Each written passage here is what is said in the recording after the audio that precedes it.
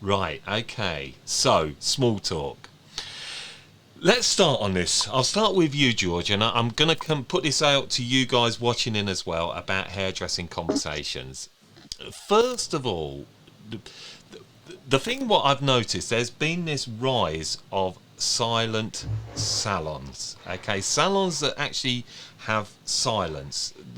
Are you aware of these silent salons, George? Yeah, absolutely. Yeah, I've heard of them, and I do think it's quite a niche market. You know, whenever I've had a girl that just recently left, but she was incredibly quiet. Like she didn't say nothing, but she was a good hairdresser, and I actually thought about perhaps marketing her to do more of a silent appointment, more for her sake, because she was under incredible stress to try and come up with small talk. Sometimes your stylists don't like small talk as much as your clients don't like small talk. Do you know what I mean? Mm. That is true. You can't teach somebody banter. It takes a while to get that. Yeah. But I like it. Yeah, what about you, Jordana, on this sort of silent appointment? Where do you stand? Do you offer this? Well, I think it's definitely something that we could start offering and see how it goes. I think part for me, the biggest part of hairdressing and service is connecting with people. And that doesn't mean that you have to connect with them verbally, but you do need to at least connect with them somehow emotionally, even if it is non-verbally. But I mean, yeah, I think sometimes we're all quite tired of small talk and it can tire us out and it's quite uncomfortable for the client too. So why not? Why don't we try these and maybe put it on the booking form of the website to say, you can have this opt for the silent service and see what we get. It would be good to pilot it really. Yeah, I I mean, also think though connection's really difficult now with COVID because of the masks. So I do think we do need that kind of verbal connection because we can't see each other's faces. It's like, for the first time today, one of my ladies changed her mask over, and I was like, Jesus Christ, you know what? You've been here 3.5 hours, and this is the first time I've seen what you look like. And that's crazy to me. yeah, Crazy. I'm already just seeing some of these comments coming in. Lucy, I couldn't be silent if I tried. Lee, love, you can't shut me up. Saffron, I don't have an off button, even if I tried. Sean, he says, I like intimate talk, get to the fun stuff.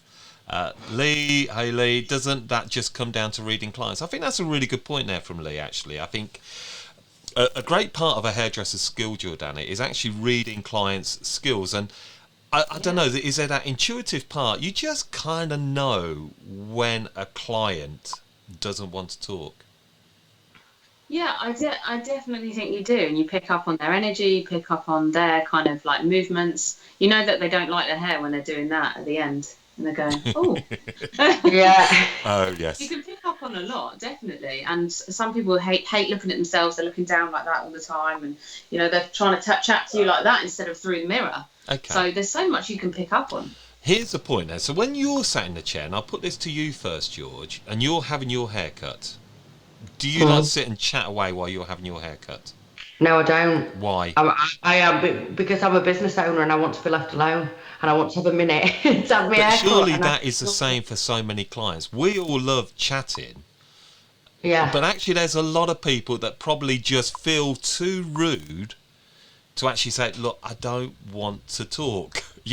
They just who. If I really gel with somebody, I have a few people who cut my hair that I really gel with, so I do talk to them. But if I was on an off chance going in somewhere for an haircut and I'd got some bird trying to make small talk about what she's doing at weekend, and I didn't gel with her, I wouldn't be overly like, oh yeah, let's chat shit. I just wouldn't do it. Yeah. But I think it depends on, and I think in consultation you can see this as well. So like, if I've ever had a client sit in my chair, for instance, and I know they're not going to gel with me, but I can see that one of my team members is going to get on really well, I've actually swapped him Yeah. at consultation. I said you should go to so and so. I think we are good at reading people, but I think that comes with experience.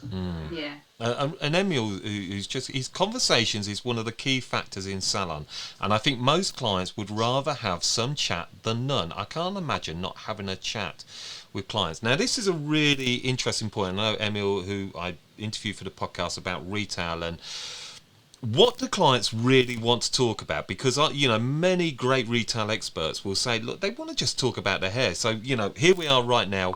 Let's be honest, as hairdressers, I'm pretty sure a lot of us are talking about COVID. Hence why, Jordana, you say, I'm bored of talking about this, because we talk about it so often. So haven't we got to really push forward this conversation? And do clients really care about what you're doing in your life? Do they just want to talk about their own hair?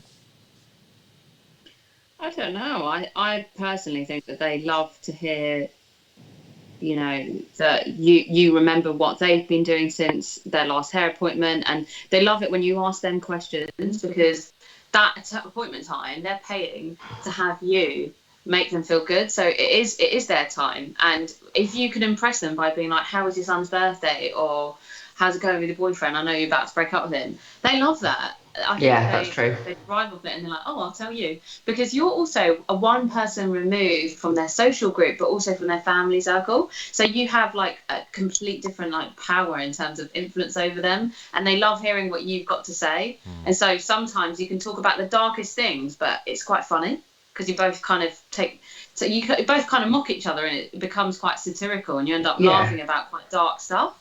So yeah, I think it's good to chat about personal stuff, but you just have to be really, really aware of whether they want to go that deep, or whether they want to see a dick pic or talk about your sex life. Do you know? Because it's not for everyone. Because clients say that, don't they? They always say, I bet everybody tells you their deepest secrets. They do. Do you get the deepest secrets? Because as a bloke hairdresser, I don't actually get too much of that. Oh, right. I get some deep, deep secrets, but it's because we're not friendly enough to be the best friend, but we know them on a level where they can just release and let us know those kind of things. Yeah, right. I'm just going to pick up some comments here. So, Cherie, she says, I feel awkward, love talking and feeling relaxed, even if we don't talk constantly. I'm going to stop on that. That's a great point there, Cherie. Don't we just fill the airways sometimes with chat because we feel awkward? And you feel that sometimes when that silence, there's a certain awkwardness, and that's when the chit chat starts coming in. You just feel in the air with nonsense. Jordana. Yeah, I mean, I always end up sort of saying, so, what are you doing this weekend? Not a lot at the moment. Certainly not going to my pub. Us? I've got so many. So do you get the intimate conversations then, Jordana? Oh yeah, but I feed off other people's energy, so it's not all the time. But yeah, we get down and dirty. Right, there's a conversation. Right, do you all get real down and dirty conversations with your client? Yes, if you do. No, if you don't. I'm going to have to put no. I don't get too much of that. But then a lot of my clients are probably in their late 50s, 60s, 70s. But hey, they probably do get down and dirty. They just don't want to share it with me. Anyway, so Emma, I recently worked in a quieter salon and it got me down. I missed the chats and relationships with my clients so much. But of course, I still have clients that don't talk. I just love an environment where everyone can be themselves. Great point. As you said, verbal or non-verbal, so many ways to connect.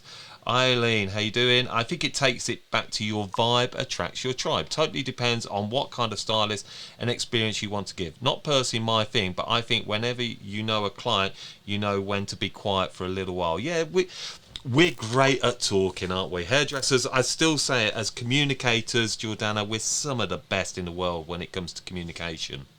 Oh, 100%. 100%. And we communicate on so many different levels as well. Yeah.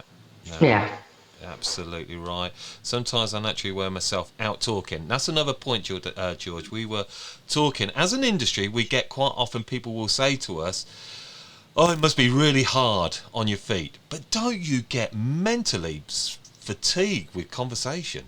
Yeah, 100%. And sometimes, I'll come home and my husband David, he'll be like, da, da, da, da, da, da, da, and I'm like, no, just give me a minute. I can't, because you spend all day talking, and it is mentally draining. Of course it is.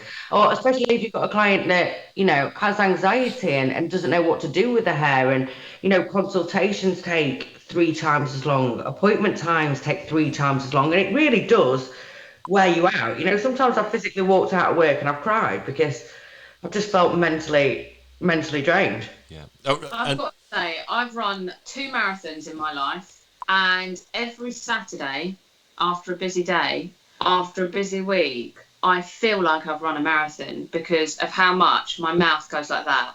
And it's like, you're talking, because you know, when you have a couple of clients on the go, you've got one client who's like a male that wants to go blonde, so you're having a bit of a Jack the Lad chat with him, and then you're going back to the other client who's a bit fragile and having a bit of a shit time, lost a couple of people, I don't know, lost a couple of friends or whatever, and then you're kind of having to be really, really timid and really like low energy with her, and then you've got your staff member that's like, can I have a holiday? And then someone else is like, oh, the plumber's here and the spa's leaking and there's whatever. There's an element of being an actor, isn't there? Because you know, your personality, your tone of voice, your behaviour actually changes from person to person, which I never really thought about that, but yeah, it's very true. So I'm probably about 6 different characters every day. Do you ever have to pick up your staff on their conversation? Do you ever have to pick up on your staff members on conversation? So let's say you hear your younger team at the backwash, and it's always been a famous thing that I've heard at the backwash. Are you going out tonight? Do you actually talk to them on how to communicate with clients, George? Yeah, I mean, recently, unfortunately, Alicia that just left us, the really quiet one, I sat and I actually wrote her out a list of prompts to be asking a client just to try and help her. Yeah, because I think they're young. You know, I can't expect a 22-year-old girl to approach a client base or a column the same as me, who's been doing it 12 years, or the same as Jordana, who's been doing it X amount of time. I think hairdressing is not just a skill in hair. I think it's a way of life, and I think you do have to guide anyone that comes through your doors, especially if you're trying to build a brand. And you have to guide them, and you have to sort of train them, and perhaps that is overlooked, and that is certainly something that I did overlook at the beginning. And I do realise that people do need help, and you do need to teach people how to talk, how to communicate, and find their own personality.